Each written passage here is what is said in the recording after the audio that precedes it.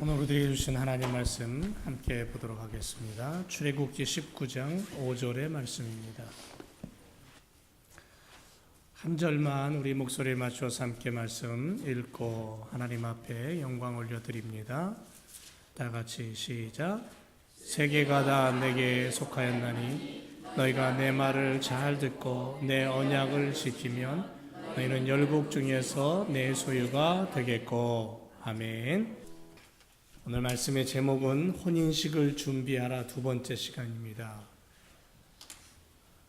세계가 다 내게 속하였고 너희가 내 말을 잘 듣고 내 언약을 지키면 너희는 열국 중에서 내 소유가 되겠다라는 출애굽기 19장 5절의 말씀을 가지고 함께 은혜를 나누기를 원합니다. 여러분, 온도계와 온도 조절기의 차이점을 아십니까? 한번 생각해 보세요. 온도계는 환경과 주변의 영향에 맞춰서 온도가 표시되죠. 그러나 온도 조절기는 어떻습니까? 주어진 공간의 온도를 내 마음대로 어떻게 할 수 있어요? 조절할 수 있죠. 그게 다릅니다. 온도계는 외부의 영향을 받습니다. 하지만 온도 조절기는 외부의 영향을 받지 않습니다. 오히려 외부의 영향을 끼칩니다.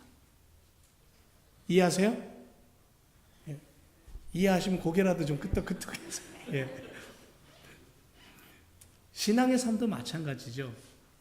두 종류로 생각해 볼 수 있습니다. 믿음의 목표를 분명히 알아서 어떤 환경에도 지배되지 않고 오히려 그 환경에 영향을 끼치며 변화를 만들어내는 온도 조절기 같은 신앙의 사람이 있는가 하면은 반대로 상황과 환경에 따라서 믿음이 이리저리 흔들리는 온도계 같은 사람이 있다라는 것을 발견하게 된 거예요. 자, 시내 광야 앞에, 시내산 광야 앞에 이스라엘 공동체가 도착을 하죠. 우여곡절 끝에 애굽을 탈출했습니다. 그리고 약 2달이 지난, 3달이 지나 시작되는 그 언저리에, 그 시점에 하나님의 임재의 산인 그곳에 도착을 합니다. 그리고 하나님은 모세를 산으로 부르십니다. 내가 너희를 어떻게 인도했고 독수리 날개로 너희를 업어서 여기까지 인도했다 라고 말씀하시는 그 말씀을 듣게 됩니다. 그러면서 하나님은 이스라엘과 언약을 맺으셔요. 언약. 하나님 시내 산에서 이스라엘과 결혼식을 준비하고 계시는 거예요. 이제는 세상의 물결 속에 이리저리 흔들리고 휩쓸리는 그런 온도계 같은 사람의 모습이 아니라 분명한 목표가 있고 분명한 나라가 있고 분명히 걸어가야 될 걸음이 있고 그래서 하나님의 나라를 분명히 만들어야 될 그러한 확실한 인생의 삶을 살아가는 온도 조절기 같은 하나님의 뜻을 품고 세상을 향해 달리는 자들, 세상 속에 살지만 하나님의 백성으로서의 라이프 스타일을 가진 삶, 그런 사람을 내가 원한다. 너희가 그런 사람이 되어주기를 원한다. 이렇게 지금 시내산 앞에서 하나님이 이스라엘 공동체와 지금 계약을 맺으시는 거예요. 결혼식을 준비하시기 위해서 먼저 어떤 서약서를 쓰는 그런 과정입니다. 마찬가지죠. 21세기 믿음의 자녀들 된 우리들, 믿음의 자녀인 우리들, 세상을 먹여 살리는 영성이 충만한 비전의 사람들로 살아가는 줄로 믿습니다. 하나님의 나라가 있습니다. 천국 백성으로 세상 속에서 살아가지만 천국을 비춰줘요. 천국을 보여줘요. 아, 이게 행복이구나. 아, 이게 믿음이구나. 아, 이게 성경이 얘기하는 하나님이구나 하는 것을 보여주는 거예요. 말은 하지 않지만 삶의 모습으로 보여주는 거예요. 그게 일꾼이에요. 그게 그리스도인이에요. 하나님은 당신의 백성들을 얻기 위해서 얼마나 놀라운 일을 하셨습니까? 그 하나님의 일을 우리가 바라볼 때 하나님의 손길, 하나님의 일을 하시면 지금도 계속되잖아요. 나를 얻기 위해서 하늘 보자 버리고 이 땅에 와서 인간의 손에 의해서 피 흘려 죽으신 분이에요. 매맞고 고문당하고 멸시와 천대 다 받고 죽으신 분이 예수님 아닙니까? 그만큼 나를 얻기를 그렇게 소망하셨던 분이 누구냐면 하나님이라는 거죠. 여러분, 출애굽 당시 하나님은 선택한 당신의 백성들에게 어떠한 일을 하셨습니까? 애굽 사람들에게 얼마나 놀라운 일을 하셨습니까? 심지어는 독수리 날개로 업어서 인도했다고 표현할 정도로 강력한 손길로 그들을 인도해 갔잖아요. 홍해를 건너게 하시고 불기둥 구름기둥으로 바위를 터뜨려 생수를 주시고 만나와 메추라기를 주시고 밤낮으로 보호하시면서 여기까지 인도해 오셨잖아요.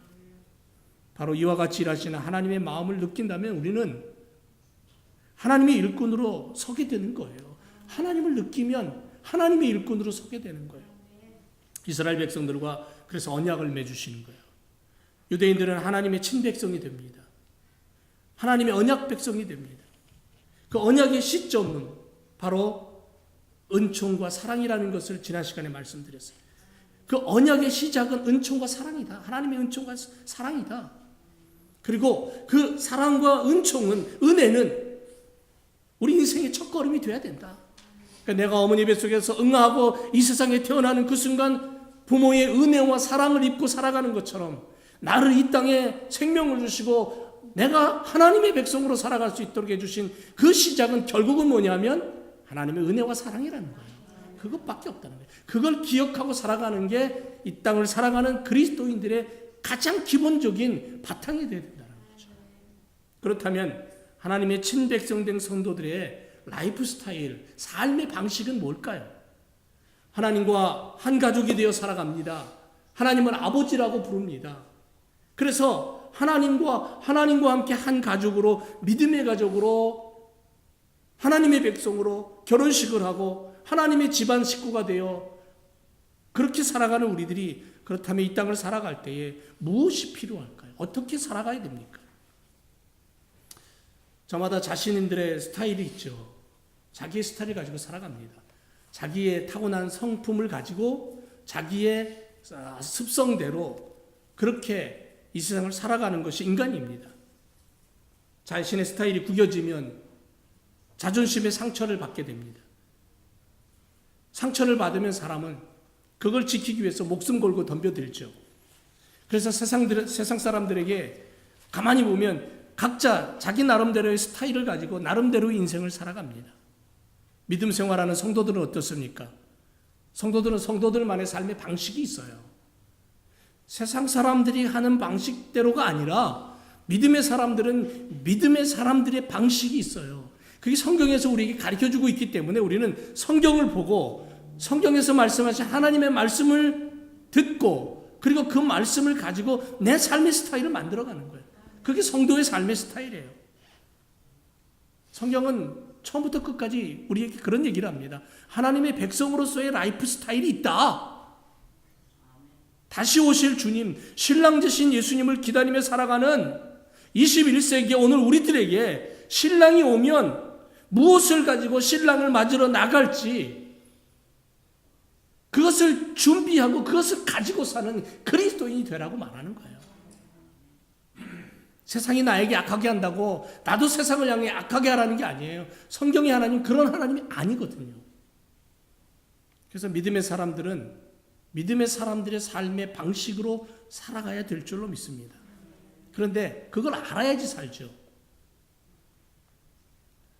하나님이 너희는 이렇게 살아야 되라고 말씀하셨는데 이렇게라는 것을 알아야지 이렇게 살아갈 수 있지 않겠습니까? 그거 알아야 되잖아요. 그리스도인의 라이프 스타일이 뭔지를 알아야 돼요. 그러려면 어떻게 해야 됩니까? 가장 먼저 뭘 해야 돼요? 오늘 본문에도 그 얘기를 하고 있는 거예요. 여러분 가만히 생각해 보세요. 시내산까지 2달 만에 도착했어요. 그리고 3달째 접어들어서 시내산 광야 앞에서 하나님이 모세를 부르십니다.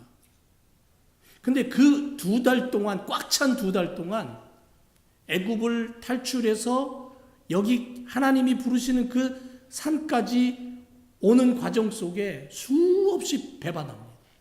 수없이 원망해요. 수없이 불평하고요. 수없이 반역하고요. 이게 이스라엘의 공동체의 모습이에요. 어린아이까지 약 200만이 넘는 그 엄청난 숫자들이 한마디씩만 해보세요. 막 지진이 날 것 같습니다. 그 정도로 그들은 불평과 불만으로 가득 차 있었어요. 그런데 하나님은 한마디도 말씀하지 않으셔요. 그들을 향해서 매질을 하지 않아요. 말을 안 들으면 아들이든 딸이든 엉뚱한 길로 가면 매를 들어야 되는 게 부모 아닙니까? 그렇잖아요. 혼을 내야 돼요.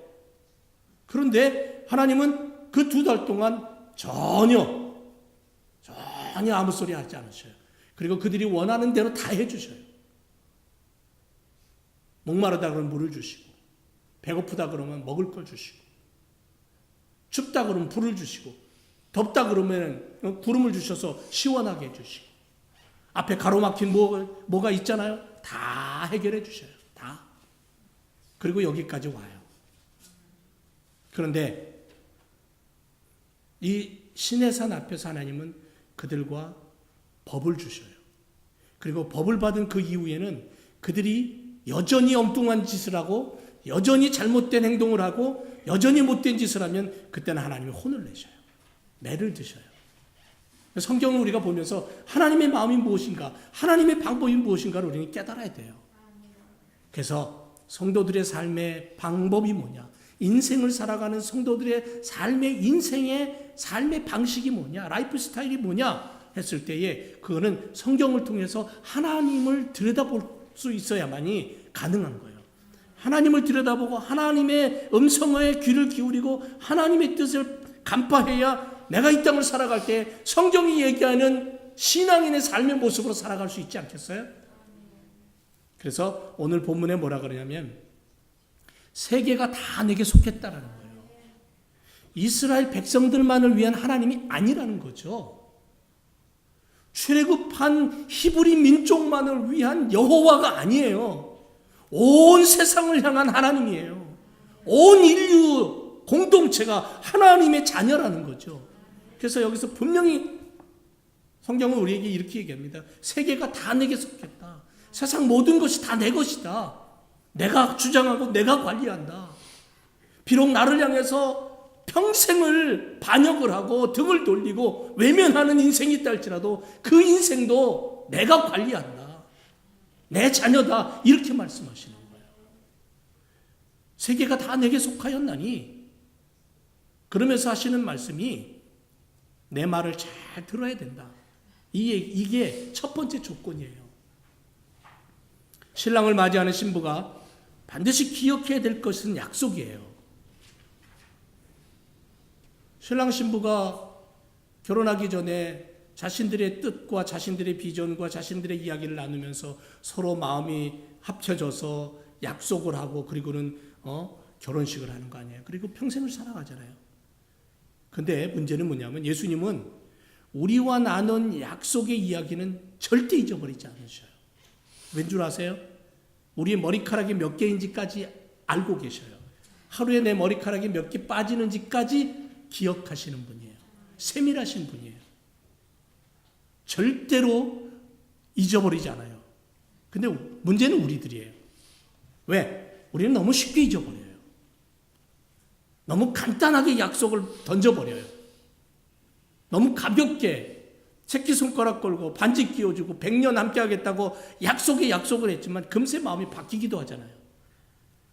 물론 모두가 다 그렇다는 얘기는 아니죠.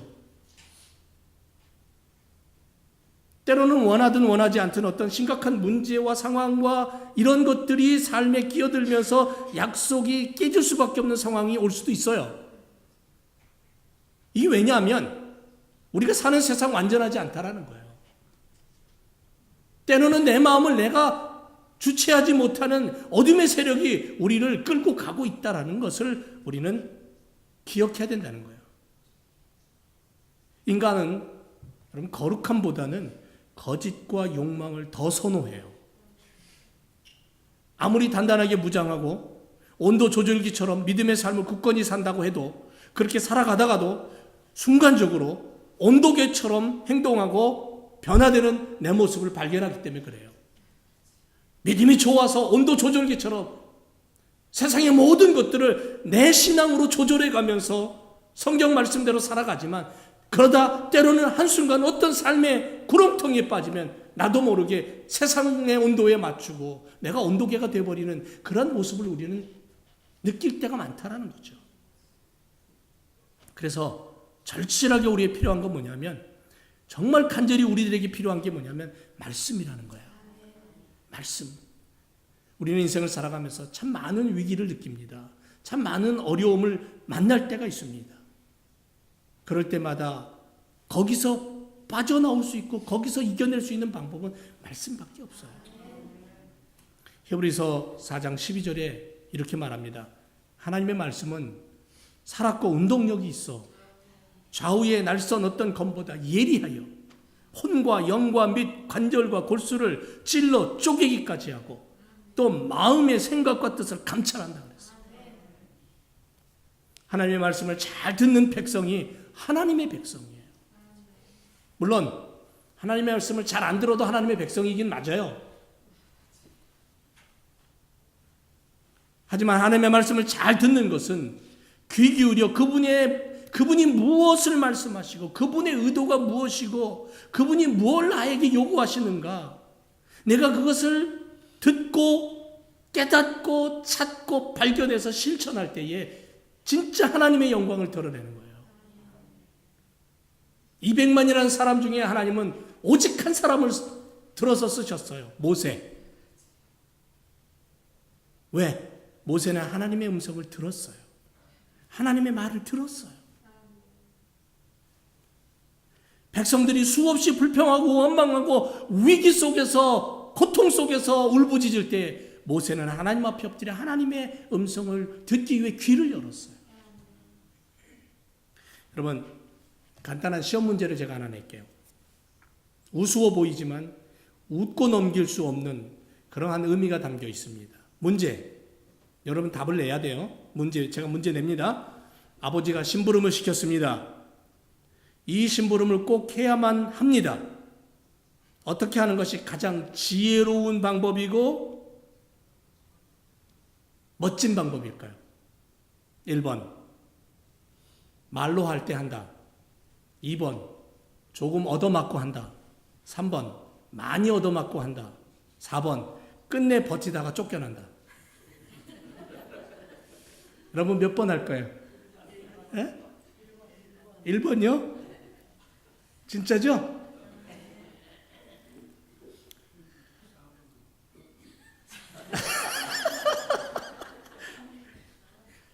솔직한 마음이에요. 정작 내 속에 솔직한 모습, 지금까지 내가 어떻게 살아왔는가를 한번 보세요. 내가 어떻게 살아왔는가. 내 인생을 놓고 나는 몇 번에도 동그라미를 마냥 치면서 살아왔는가. 여러분, 우리는 두말할 것 없이 1번입니다. 응? 그게 가장 지혜로운 방법이겠죠. 모두가 동의합니다. 근데 그럼에도 불구하고 일본대로 사는 사람 몇 프로나 될까요? 30년, 40년, 50년 예수 믿고 성경책 들고 교회 문턱을 마르고 닳도록 들어다녔지만 교회의 주인과 같은 역할을 하면서 살아왔지만 과연 나는 몇 번에다 더 많은 동거함을 치면서 살아왔느냐는 거죠. 그런데 통계를 어떤 분이 통계를 내봤나 봐요. 통계를 내봤더니 뜻밖에도 3번형의 인간이 많더라는 거죠. 3번이 뭐죠? 뭐예요? 3번. 많이 얻어맞고 하는 거예요. 예를 한번 들어보면 교회에 초청돼서 신앙간증 하는 사람들 많은 부분에 있어서 실컷 두들겨 맞고 절뚝거리면서 주님 앞에 나와요. 특히 한국 신앙의 성도들의 간증하는 거 들어보면요, 그냥 두들겨 맞고 나와가지고는 천부여 의지 없어서 손 들고 옵니다. 그래요. 다 그렇다는 거 아니에요. 근데 미국 분들 가만히 보면 이런 부분이 많이 없어요. 어머니 뱃속에서부터 모태신앙으로 자라왔지만 한국 사람들은 모태신앙입니다 그러면은 해석을 다르게 하죠. 뭐라 그럽니까? 여러분 모태신앙이 뭐예요? 무슨 뜻이에요? 어머니 뱃속에서부터 처음부터 신앙생활을 했다는 거죠. 태어나기 전부터. 근데 한국말로 재밌게 해석을 하면 뭐냐면요, 모태신앙은 뭐냐면 모든 것 다 못한다는 거예요. 못하는 신앙. 못해 신앙, 못해, 나 못해. 그것도 못해, 이것도 못해, 저것도 못해. 다 못하는 거예요. 그렇게 해석을 합니다. 그게 왜냐하면 깊은 영적 체험을 통해서 변화된 사람은 어떠한 어려움이 와도 스스로 그것을 이겨낼 수 있는 영적인 능력이 있는데 사실은 그렇지 못한 거예요. 40년, 50년 세상에서 마음대로 굴러먹다가 세상 사람들은 하는지 못하는지 다 하고 즐기다가 어느 날 갑자기 주님 만나서 와갖고 신학교 갔어요. 그래서 영적으로는 뜨거워요. 믿음 생활을 해요. 복음을 전하고 설교를 하는데 옛날 30, 40년 동안 굳어있던 그 자신의 습관과 성향과 모습을 이게 쉽게 버리지 못하는 거예요. 그래서 위기가 오면 그게 튀어나오는 거예요. 왜? 우리는 불안하기 때문에. 불안전하기 때문에. 그래서 날마다 뭐라 그래요? 주님 앞에 가서 두 손 들고 전부여 의지 없어서 손 들고 옵니다. 한국 분들이 제일 많이 부르는 찬송일 거예요, 이게 아마. 예? 이게 왜 그러냐면요. 누구를 꼬집자고 얘기하는 게 아니에요. 우리들의 모습을 좀 들여다보자는 거예요. 1년이 넘도록 365일 1년이 다 가도록 단 한 번도 제대로 성경 펴들고 읽어보지 못하고 하나님의 말씀에 귀를 기울이지 못하고 하나님이 나를 향해 무슨 뜻을 갖고 있고 왜 나를 여기까지 인도하셨는가 하나님의 마음을 들여다보기 위해서 깊은 묵상의 시간은 단 한 번도 가지지 못하고 그걸 가지지 못하면 하나님의 의도를 몰라요. 하나님의 뜻을 모르고요. 하나님의 관심이 없는 거예요. 관심이 있어야 그 관심 있는 곳에 뭔가 집중하고 일을 만들어내는데 아무런 관심이 없는 거예요. 그러니 매주일 매 예배 시간마다 듣는 말씀 정작 이쪽 귀로 들어가서 이쪽 귀로 흘러나가는 거죠. 그런데 그럼에도 불구하고 서당계 3년이면 뭐예요? 종호가 이거 통역할 수 있나 모르겠다. 서당계 3년이면 예? 풍어를 읊는다는 한국말 있잖아요. 더 재미난 얘기. 라면집게 3년이면 뭐예요? 라면까지 끓인대요. 심지어 10년, 20년 교회를 다니고 말씀을 들어도 일이 들어가서 일이 나가는데 남는 게 하나도 없어요. 하나님의 마음을 몰라요. 하나님의 뜻을 몰라요. 성경이 뭔지도 몰라요. 그리고 어떻게 하나님의 자녀라고 얘기할 수 있겠어요? 그리고 어떻게 하나님의 자녀로서 하나님의 영광을 드러낸다고 할 수 있겠어요? 하나님의 영광을 모르는데, 하나님의 뜻을 모르는데, 천국 백성으로서 천국 백성이 뭔지 모르는데, 그러니까 그리스도인의 라이프 스타일이 모르는 거예요. 그러니까 그리스도인은 그리스도인인데 진짜 성경이 원하는 그리스도인은 아니라는 거죠.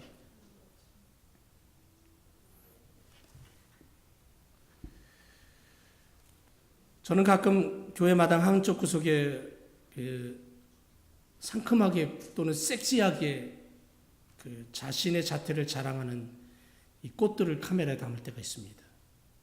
얼마 전에 이 교육관 앞에 코스모스가 피어 있었는데 카메라에 담아가지고 얼마나 이쁜지 제가 컴퓨터 바탕화면에다 놓고 보고 있습니다. 떨어지는 낙엽도요, 춤을 추면서 떨어져요. 왜?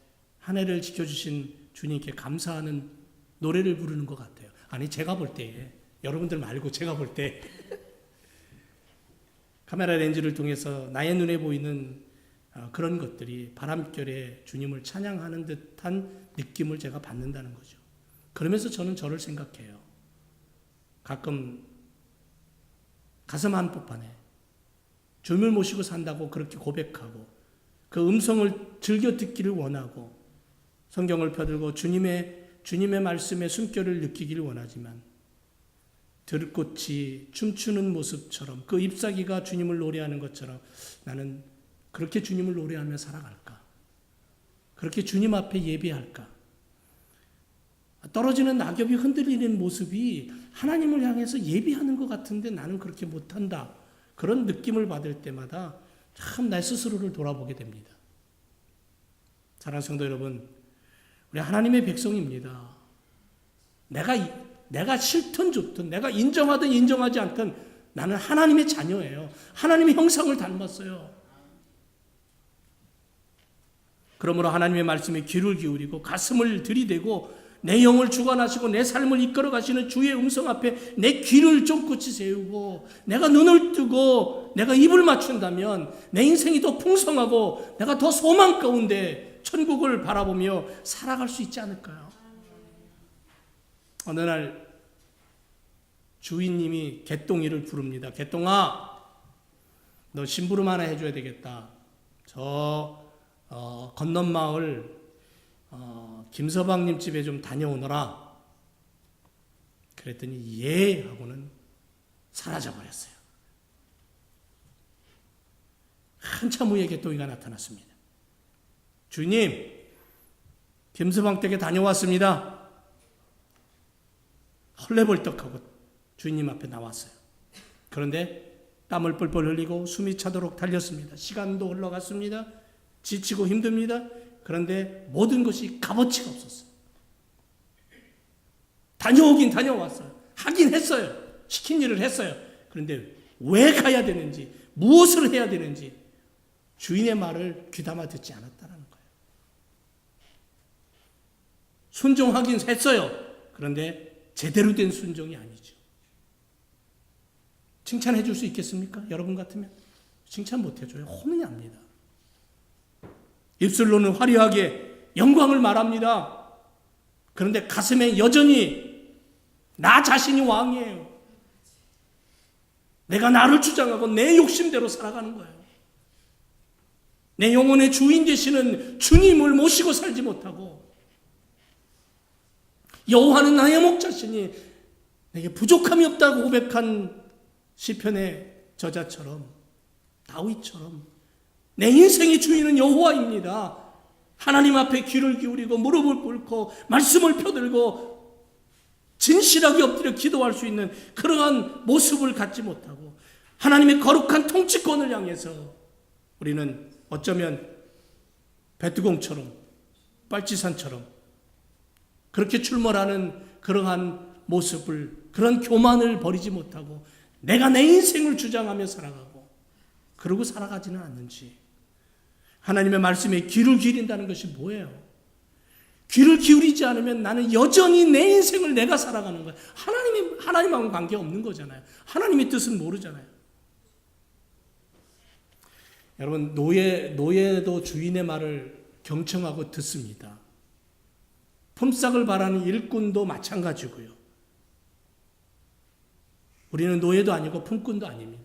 그래서 우리는 하나님의 아들이고 딸이기 때문에 그래서 어쩌면 더 하나님 아버지의 말을 경청하지 않는지도 모르겠습니다.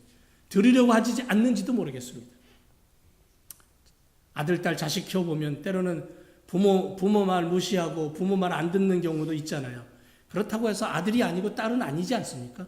여전히 아들이고 딸이에요. 말을 안 들을 뿐이지. 그런데 우리는 신앙의 사람으로서 오직 사랑에 겨워서 정말 신랑을 사랑하는 그 마음 간절해서 자기 머리카락으로 그 비싼 향유옥합 깨트려 예수님 발에 붓고 무릎을 꿇고 자기의 머리카락으로 예수님의 발을 씻기며 눈물을 흘렸던 한 여인처럼 그 애절한 모습처럼 우리가 오늘도 주님 앞에 그렇게 나아갈 때에 우리가 온전한 믿음의 삶을 살아갈 수 있을 줄로 믿습니다.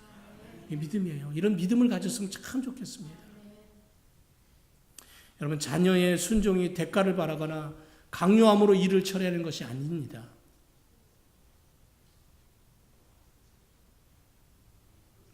하나님의 말씀을 펴고 무릎을 꿇고 겸손하게 마음을 주님 앞에 드리고 오늘도 주님이 나를 향해 무엇을 말씀하시는가를 듣기를 원하는 그런 영적인 귀를 갖고 주님 앞에 서는 우리가 되어야 될 줄로 믿습니다. 예레미야 29장 19절에 보면 내가 내 종 선지자들을 그들에게 보내되 부지런히 보내었으나 그들이 나 여호와의 말을 듣지 아니하고 듣지 아니했다.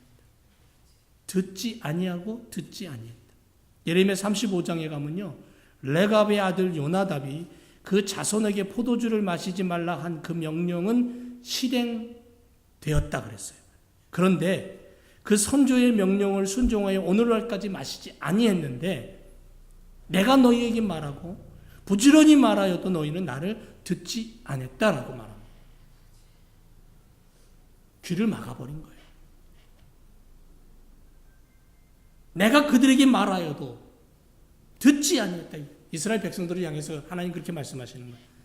내가 말하고 또 말하고 또 말하고 또 말해도 너희가 듣지 아니하고 대답지 아니하고 귀를 막아버렸다는 거예요. 다메섹에 사는 아나니아라는 제자는 주님의 음성을 듣습니다. 그리고 다메섹 언덕에 가서 말을 타고 오는 사울이라는 사람을 만나라고 말합니다. 그에게 안수하여 그의 눈을 보게 하라고 말합니다. 아나니아 제자는 사울이 누군가를 알아요. 예수 믿는 사람들을 잡아서 옥에 가두는 사람이었어요. 말을 타고 다메섹 언덕에까지 온 그는 결국은 다메섹에 있는 그리스도인들을 잡아서 매질을 하고 감옥에 가두는 일을 하기 위해서 명령서를 들고 말을 타고 쫓아오던 시간이었어요. 그러니까 아나니아라는 사람은 사울이 누군가를 알았어요. 그런데 주의 음성이 들립니다. 그리고 아나니아는 토도 달지 않냐고 다메섹의 언덕에 가서 사울이라는 사람, 말에서 떨어져 지금 앞을 보지 못하는 사울이라는 사람에게 기도하고 그의 눈을 보게 합니다. 이게 순종이에요. 내 생각대로, 내 판단대로, 세상의 소식대로, 세상의 소문대로 주님, 저 사람은 이렇습니다. 주님, 세상은 지금 이렇습니다라고 우리가 얘기할 게 아니라는 거예요. 주님이 말하시면 듣고 순종하고 따르는 것이 우리의 모습이라는 거죠. 여러분, 다윗은 범죄한 후에 하나님의 긍휼을 구하며 눈물로 기도합니다. 그래서 시편 6편 6절에 보면 내가 탄식함으로 곰핍했다 그랬어요. 밤마다 눈물로 내 침상을 띄웠다. 내 요를 적셨다 그랬어요. 다윗은 하나님의 말씀을 듣고 그 앞에 철저하게 엎드려 눈물로 회개하며 순종했어요. 이게 성도의 스타일이에요. 삶의 스타일. 하나님이 좋아하셔요. 하나님이 다윗을 좋아하는 이유가 뭐냐면 그가 범죄를 안 했다, 죄를 안 지었다, 그가 잘못을 안 했다가 아니에요. 그는 그런 순간이 올 때마다 온도 조절기로 살다가 순간순간 세상의 유혹과 명예의 유혹과 욕심의 유혹을 받아서 온도계로 확 전락해버렸을 때에 그는 바로 깨닫고 어떻게 하냐면 하나님 앞에 엎드려 기도했고 말씀에 귀를 기울였어요. 하나님의 음성을 들었어요. 그래서 하나님은 다윗을 그래서 좋아해요. 하나님의 백성은 반드시 하나님의 말씀을 듣는 사람이어야 돼요. 듣지 않을 수도 있지만 들어야 돼요. 들어야 하나님의 뜻을 이룰 수 있고 들어야 하나님의 나라를 세울 수 있기 때문에 그래서 성도들에게 가장 기본적인 삶의 방법, 라이프 스타일은 듣는 거예요. 성도는 하나님의 말씀을 들을 때에 하나님의 뜻을 세워나갈 수 있을 줄로 믿습니다.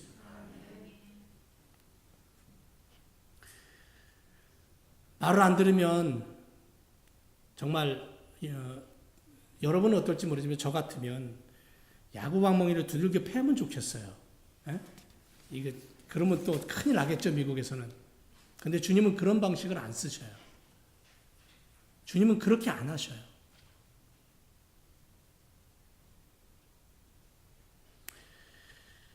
우리의 인생이 하나님의 백성으로 하나님의 원하시는 삶의 모습을 가지고 세상을 살아갈 때 우리는 이 땅에서 하나님의 나라를 온전히 세워가는 믿음의 삶을 살게 될 줄로 믿습니다.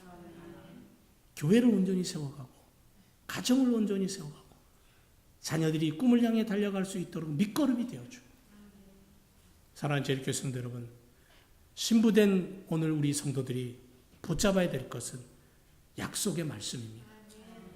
그 약속의 말씀을 우리가 붙잡고 살아가는데 그 약속의 말씀이 무엇인가를 알기 위해서는 들어야 된다는 거죠. 주의 음성을 듣고 듣는 시간을 갖고 그 말씀을 내 안에서 소화해내고 그리고 그 말씀을 가지고 내가 오늘도 실천하며 살아갈 때에 우리는 정말 이 땅을 살아가는 하나님의 아들과 딸로서 믿음의 승리로운 삶을 살게 될 줄로 믿습니다. 그런 인생을 살아가는 자녀들을 볼 때 하나님이 어떻게 하시냐면요, 춤추시는 거예요. 춤추시는 하나님. 예? 여러분, 우리의 인생에 춤추는 시간이 몇 번 안 됩니다. 얼마 안 됩니다. 그런데 하나님은 우리에게 그러한 모습을, 우리의 모습을 보면서 하나님이 춤추시는 그런 인생, 그런 믿음, 그런 성도, 그러한 믿음의 자녀들 되시기를 주님의 이름으로 축원을 드립니다. 기도하겠습니다.